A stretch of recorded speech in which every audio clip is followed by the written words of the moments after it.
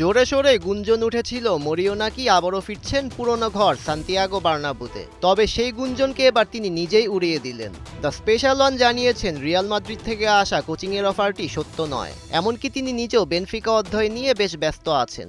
আর যদি এরকম কোনো অফার চলেও আসে, মৌসুম শেষে আরও এক সপ্তাহ সময় নিতে চান সাবেক এই মাদ্রিদ বস।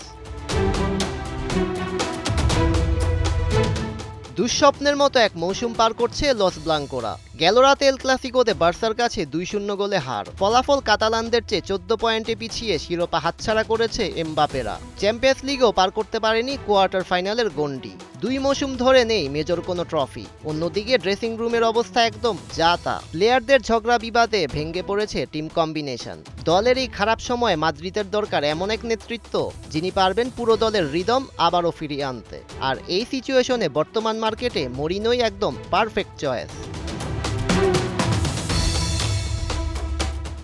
মাদ্রিদের সাথে জোসি মরিনিওর রেকর্ড বেশ উজ্জ্বল। 4 বছর ধরে লা লিগা শিরোপা না জেতা রিয়ালকে 2012 সালে এনে দিয়েছিলেন শিরোপা জয়ের স্বাদ। আজকের মাঠ কাঁপানো তারকা মিডফিল্ডার মদ্রিচ তার হাতেই গড়া। এছাড়াও তার হাত ধরে মাদ্রিদে উঠে এসেছে ওজিল, দি মারিয়া ও রাফায়েল ভারানরা। 15 বছর আগে তিনি যে দল সাজিয়েছেন তারই সুফল পরবর্তী বছরগুলোতে ভোগ করেছে রিয়াল।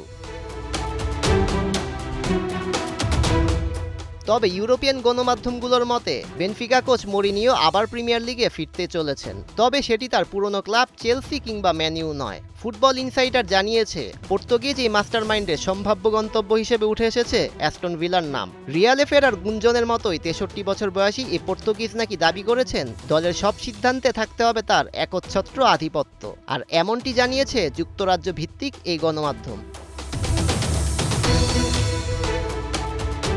যদিও এটি একদম নিশ্চিত নয় মরিনিও স্পেনে ফিরবেন নাকি ইংল্যান্ডে। মৌসুম শেষে তার সিদ্ধান্তেই মিলবে সব রহস্যের উত্তর। তবে রিয়াল ডাগ আউটের জন্য তিনিই হয়ে উঠতে পারেন পারফেক্ট রিপ্লেসমেন্ট, যার হাত ধরে আবারও ফিরতে পারে মাদ্রিদের পুরনো সুদিন। আর সমর্থকরা হয়তো সেই আশাতেই অপেক্ষায় রয়েছেন। সৈয়দ রেজন রহমান, ৭১।